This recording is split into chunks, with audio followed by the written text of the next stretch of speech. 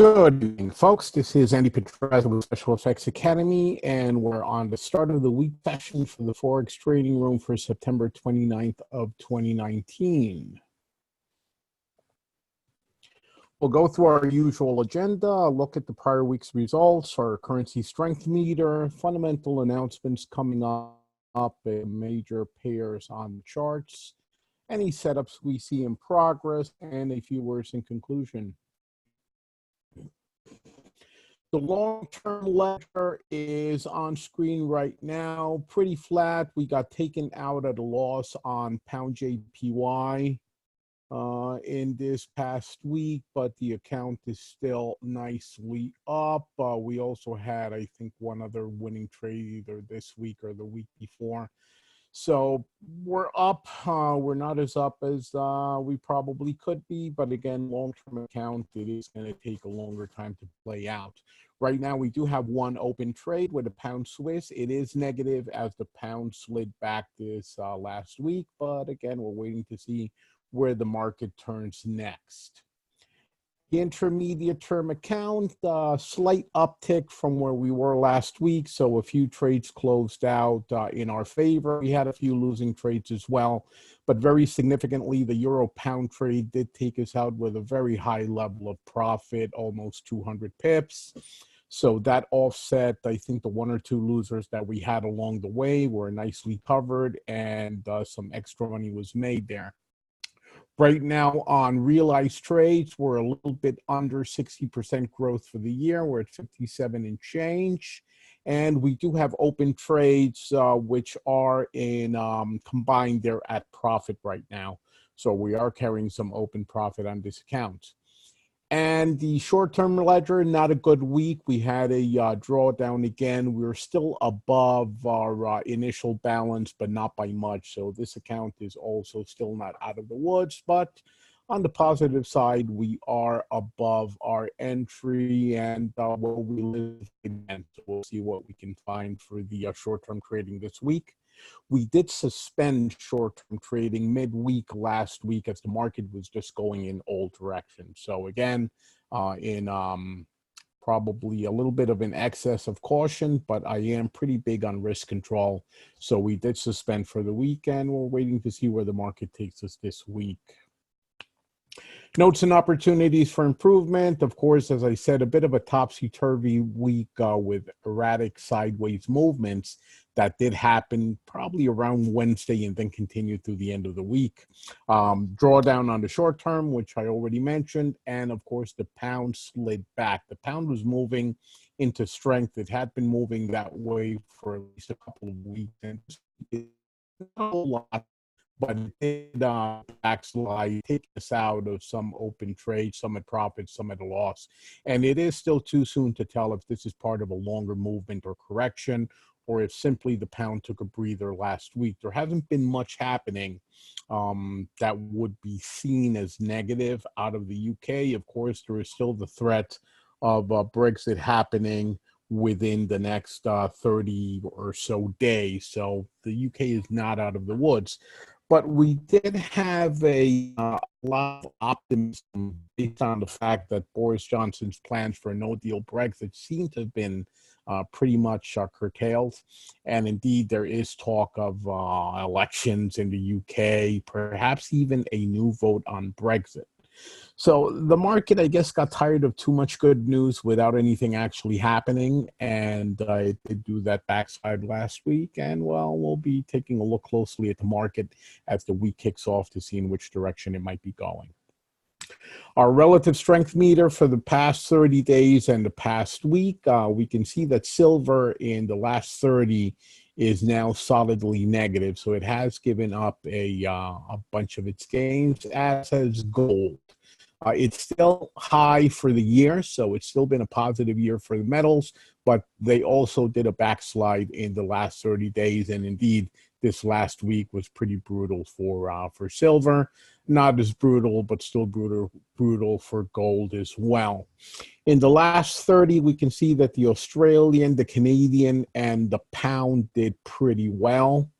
The Swiss and the euro were sort of middle of the pack, and definitely the yen the dollar were at the bottom. And I would say that the Kiwi was also pretty middle of the pack. This week that just ended was, again, very bad for the pound, very bad for silver, very good for the Kiwi. The Kiwi did a nice move into strength, and that is one of our open trades on the intermediate term account. So that's been carrying profit. The dollar did a bit of a recovery as well this week, and the Canadian definitely did well, but it's still not out of the woods. As did the Swiss, we had the dollar going in both directions throughout the week as well. So it's a little bit of one, a little bit of the other, and again, a very tough week to trade, especially short term, since the market was heading in both directions. Fundamental announcements scheduled for this week, and not a whole lot going on. Of course, we have the non-farm payroll on Friday, it being the first Friday of the month. And the Canadian will be next week, not this week, as they only do it if the week started in the new month. So they do it the first full week of the month. We do it the first Friday of the month. So since Monday is still part of September, the Canadians will do it the following week, and we will do it as usual on this first Friday. And we also have another interest rate decision, a monthly interest rate decision out of the Reserve Bank of Australia. So that is also something to be mindful of. You can see that there is no forecast, so it looks like the market really doesn't know whether they are going to do another decrease of the interest rate, which might not be unlikely, or they are planning on leaving it be. Either way, we will be trading those two events live, the interest rate decision Tuesday morning. It's really Monday night. It's half an hour after midnight, but technically it is Tuesday. And of course, the non-farm payroll Friday morning, I'm sorry. Moving on to the charts, we have oil doing a pretty flat week. I mean, it did drop. It dropped from the 58 down to the 55. So we have a little bit of weakness back into the oil markets, but all in all, it's still looking bullish. In the last, I'm going to say 2-3 months, oil has staged a significant recovery from that prior low in light of the attack on the Saudi plants and all the other unrest in the Middle East. So it did do a pretty good attempt a couple of weeks back to go back to its prior high, didn't quite manage it, and now slid all the way back to the Ichimoku cloud. So we'll see which way oil turns. I trade oil separately, so I'm always very interested in oil movements, but it looks like it did take a breather this past week. Moving on to the currencies, the euro dollar gave us some nice gains this week as it actually broke the prior low. So it did make a new low on Friday. It retraced, which again is perfectly normal for Fridays. It's still in a very bearish pattern, and we still have that open trade with euro dollar carrying a weighted profit of about 200 pips right now. So not doing bad, but yes, it did slide back a little bit on Friday. So we'll see how it starts moving as the week begins. The pound dollar, and we're going to see this repeat itself across pretty much all the pound pairs. The pound did give up some of its gains and is now tracking inside the Ichimoku cloud, where hopefully it will find some support. We'll have to wait and see if the tide turns again in an upward direction for the pound. As like I said, there's really hasn't been any bad news to cause it to backslide. It looks like the no deal Brexit plans are off the table, and indeed, like I said, Brexit may not even happen. But it looks like the market didn't see as much certainty in all that as is probably there to be plainly read. So obviously the market will do whatever it wants to do. I like repeating that. So it did do a retracement, and we'll have to see if it does find support and turn around. Moving on to USD/JPY, the USD/JPY is moving pretty sideways right now, so it hasn't seemed to be able to find a direction. It was moving in a bullish pattern into yen weakness, dollar strength, and in the last couple of weeks, it went all the way back down to the cloud. And then this week that just ended, it went up again, but it never quite got to the prior high. So it is sideways, and we'll have to wait for a breakout in either direction. USD Canadian, a more perfect example of sideways motion here, as it is finding support at the Ichimoku cloud, as well as that horizontal at the 132.30. And again, waiting for a breakout in either direction in order to trade this. USD Swiss, another one traveling sideways between support and resistance, and yet another chart where we're really waiting for a breakout in either direction. My bias is going to be bearish on this chart simply because it is time for the tide to turn on this one, and for it to go down probably into the mid 90s, the 0.95, 0.94 area. But it's tested the support at the 0.97 multiple times, hasn't quite been able to break it. So anything can happen here. It might revisit the top, or it might do a breakout towards the bottom. Either way, until it breaks out of the current support resistance sideways channel, we'll let it do its thing and wait for a good opportunity. Aussie dollar did a move towards Aussie strength a couple of weeks back, and then it just collapsed. So it is now tracking the inner trend line yet again, and pretty much wedged between that inner trend line and the bottom of the Ichimoku cloud. We'll be looking for opportunities to trade this one down simply because that's what it's doing. So stay tuned for that.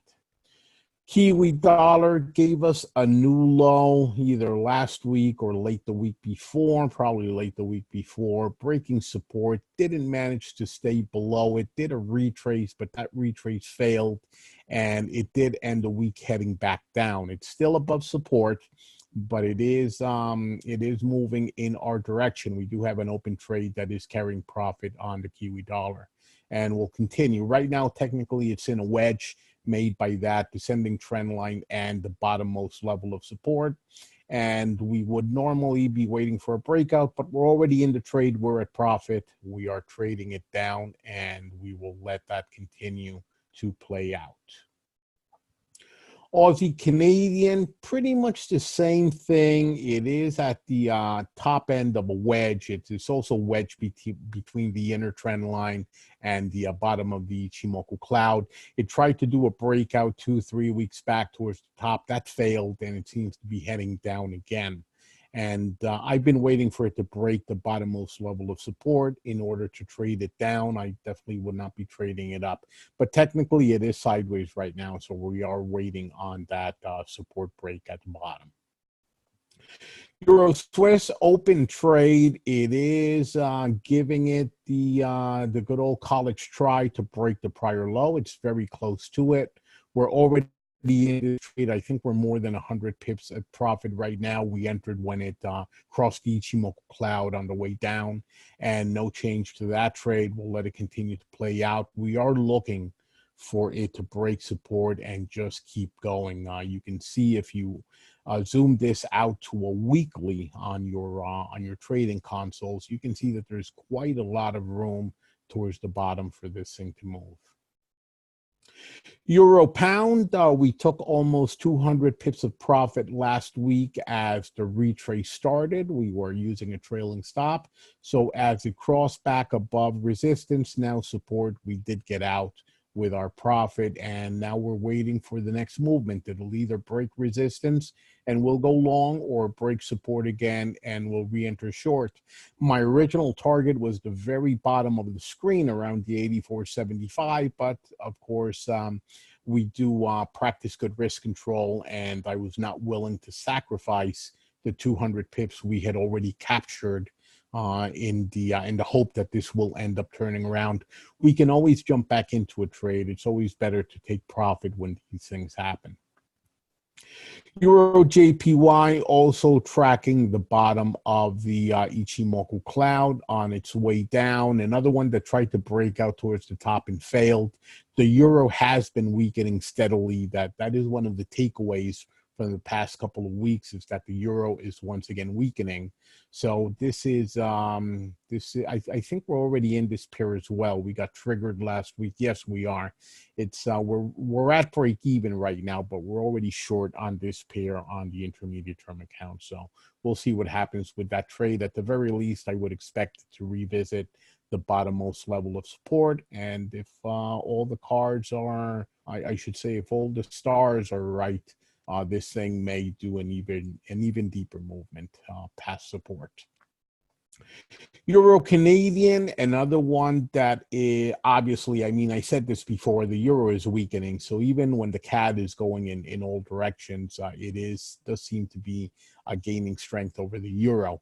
It's very close to that bottom level of support. This is another trade that we entered late last week on the intermediate term account, and I think it was carrying a small negative, or I may be confusing it with the Euro JPY now that I give it some thought. This one might be the one at break even, and the Euro JPY might be the one carrying a small loss right now. Either way, we're in both trades. We're trying to trade them down. We're essentially bearish across the board on the euro right now on the intermediate term account, with some of those trades, euro dollar and euro Swiss, already having profit protected. So they have very little chance. Well, they have no chance of giving us a loss. But we do have euro CAD and euro JPY at this point unprotected with the original stop loss in place.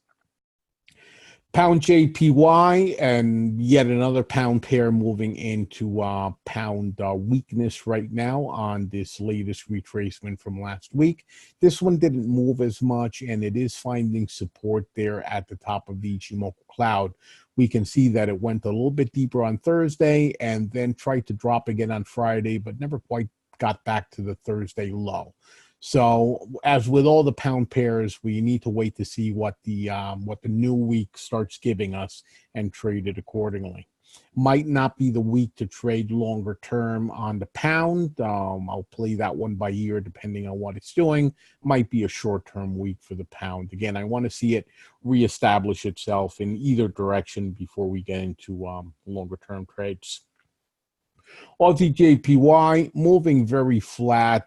In fact, it's covered by the line of support resistance and the Ichimoku cloud, but it has been moving very flat and not doing much of anything. Euro New Zealand. New Zealand had a fundy last week on their employment numbers. It was a little bit brutal. It just went in both directions by 150, 200 pips at a time. And you can see that here in the chart that it dropped, it went up, it dropped again. So in general, we still have a Kiwi strength movement that's playing out. And of course, we had the euro weakness at the same time. So this one should have dropped more. It didn't. But this is one I have on my radar. If we do have a continued trend break here and hopefully an Ichimoku cross, we will be back into this pair. Pound Canadian, yet another one where the pound just completely lost it last week. So we had 3 straight days of retracement, Wednesday, Thursday, Friday, and each one giving us a lower low than the day before. On Friday, it hit the top of the Ichimoku cloud. We'll see if that acts as support. And again, waiting on the week to properly begin to see which way the pound ends up moving. This could go all the way back to the bottom if this current retracement continues, but again, too soon to tell. And pound Swiss, same thing, retracement on Wednesday, not so much on Thursday. It was pretty small, the movement, but Friday, it collapsed yet again. It's still above the Ichimoku cloud, still above the support level that also maps the top of the Ichimoku cloud. And that's pretty much all we can say about this. I mean, all these pound pairs are still in a very nice bullish retracement, trying to move into pound strength. But last week was definitely an alarm bell got rung, and we have to wait and see if this is going to be a longer downward movement or if it will turn around rather quickly. This week might be the key thing to tell us this, especially as new information and new deliberations happen in the UK's parliament. And that is the end of our charts for this session. A few setups we see right now. Obviously, I've said this a lot. The pound did slide back this week as tempers flared in the UK. I mean, there's even death threats that are being received, credible death threats being received by the MPs. It looks like Boris said something that fanned the flames, and he's catching some of the blame for that. So it's really descending into a bit of a very un-British. They tend to be much more polite than we are.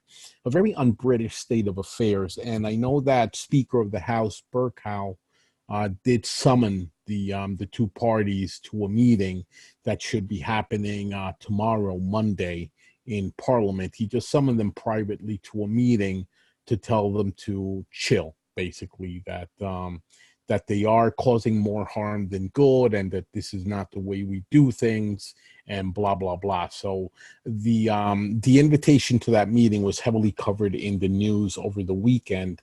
Of course, we'll have to see what actually ends up happening.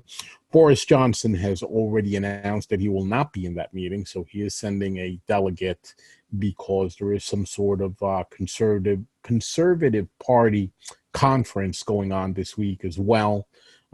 So he had a conflict, but again, it's just very unclean compared to how politics in the UK normally happens. So this will obviously have an effect on the pound pairs. We just don't know in which direction. So again, caution. We have to take a look and see what the market's doing and then trade it accordingly. The Swiss pair is still erratic, still moving in both directions depending on the pair.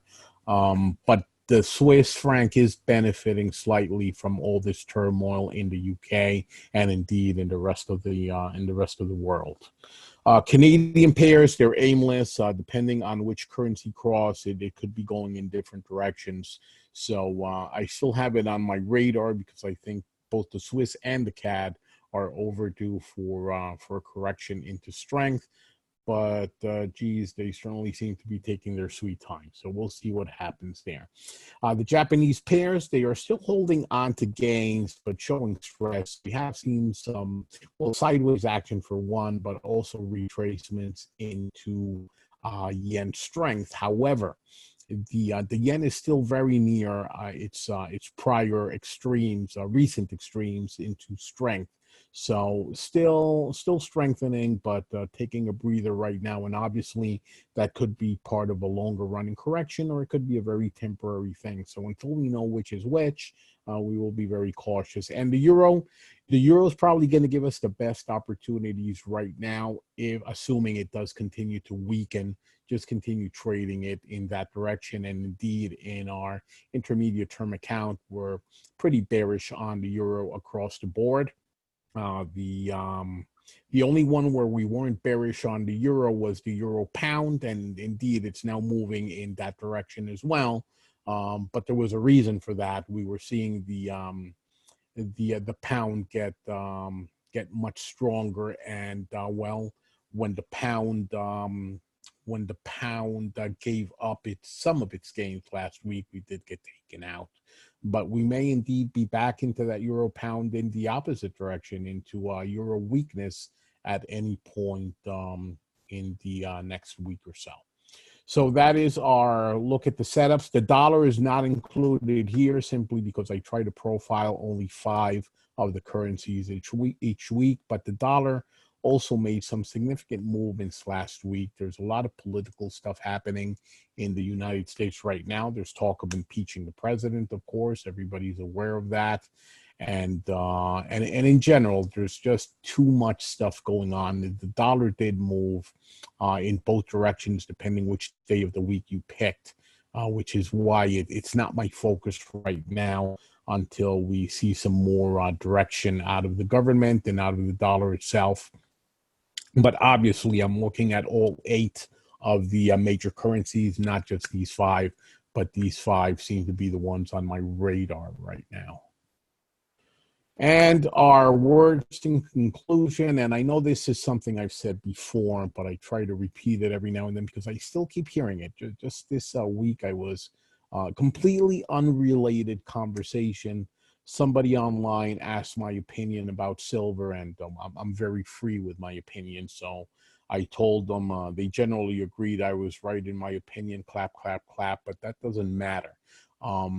What somebody else said during the conversation, they flipped over to gold and said, "Well, you know what? I bought gold at some point, and then it dropped down, and I had to get out with a loss." And somebody else said, "Man, that's you're one of the few traders that admits that they have a losing trade." Well, then I said, "Well, what are you talking about? I admit I have losing trades all the time. In fact, I trade publicly. I let everybody see my trades. And the only people that don't think you have losing trades are either beginners who think, there's some magic system where you can be right 100% of the time, or scammers, which are trying to sell people magic, holy grail kind of systems that will never lose. So I keep hearing stuff like that from people who should know better. The person saying that is not new to trading, is not new to talking with me either, but every now and then it's like subconscious. Well, great traders never lose trade. Yeah, they do. In fact, great traders lose quite a lot of trades. The thing about trading is that it's not about being right, it's about making money. And if you're not into losing trades, trust me, you're not going to be into winning trades either, and you will never have a 100% win rate unless you're lying, you're a scammer, or you're very new. If you only have 3 trades under your belt, I can perfectly believe you that all 3 have been winners and you have a 100% win rate. But once you start doing this for a living, or doing this for a long time, consider yourself lucky if you make it to a 60% win rate. That's actually a very, very good win rate if you have a 60% win rate over time. Only scammers have perfect trading records. And those are my parting words for today. Hopefully they're easy. Does anybody have any comments or questions? Okie dokie, then thank you very much. And we will be back tomorrow, 8 p.m., with our first trading session of the week. Have a rest of a great weekend. Take care, guys.